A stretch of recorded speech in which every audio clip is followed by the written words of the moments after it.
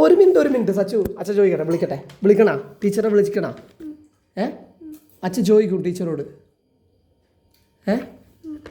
അല്ല ഞാൻ ചോദിക്കുന്നേ, സച്ചു മാത്രമാണോ കംപ്ലീറ്റ് എഴുതാണ്ടെന്നേ അതോ എല്ലാവരും എഴുതാണ്ടെന്നോ?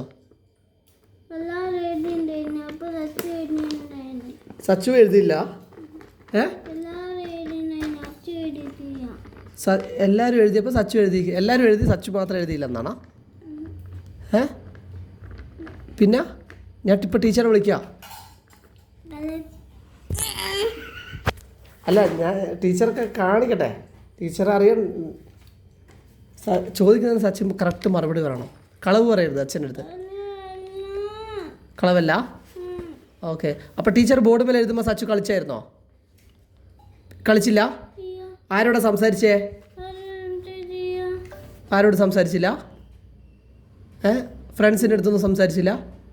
അപ്പോൾ ടീച്ചർ അങ്ങനെ ബോർഡ് മേലെ എഴുതിയത് അങ്ങനെ മായ്ച്ചു കളഞ്ഞോ? ചോദിക്കൂലേ സച്ചു എല്ലാവരും കംപ്ലീറ്റ് ചെയ്തോന്ന് ചോദിക്കൂലേ? ചോദിക്കണ്ട അങ്ങനെ മായ്ച്ചു.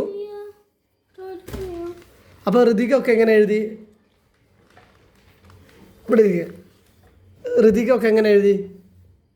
സച്ചുവിൻ്റെ നോട്ട്ബുക്കിൽ മാത്രം എഴുത്തില്ല.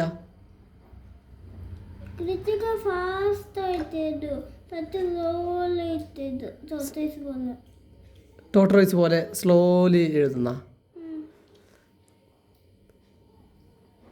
അപ്പോൾ സച്ചുവിനത് പഠിക്കണ്ടേ ആ സംഭവം? അതെങ്ങനെ പഠിക്കുക?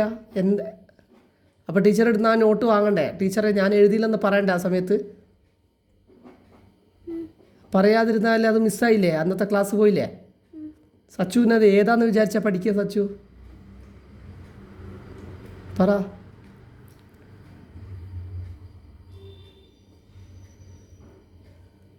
ഏതാന്ന് വിചാരിച്ചിട്ട് അമ്മ പഠിക്കുക?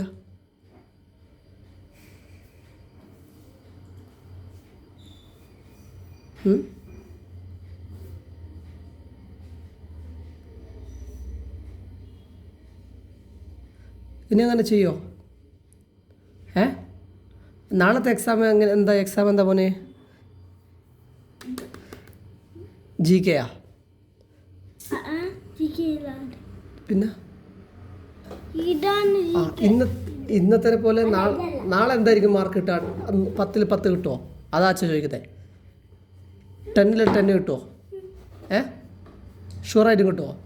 ഇന്നത്തെ കിട്ടിയില്ലേ സച്ചുന്? ഇന്നെത്ര മാർക്ക് കിട്ടി?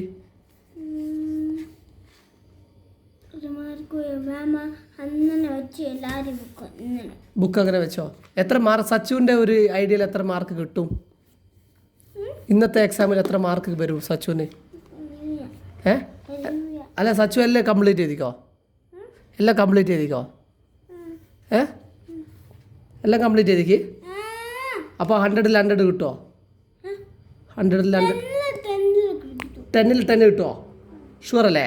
അപ്പോൾ നാളത്തെ എക്സാമിന് എത്ര മാർക്ക് കിട്ടും? അതാ അച്ഛൻ അറിയണ്ടേ. കഴിഞ്ഞ് നാളെ എന്താണ് നാളത്തേക്കുള്ള പഠിച്ചോ നീ മോനല്ലോ? പഠിച്ചില്ല? നാളത്തേക്ക് പഠിക്കാണ്ട് പിന്നെ എങ്ങനെയാ?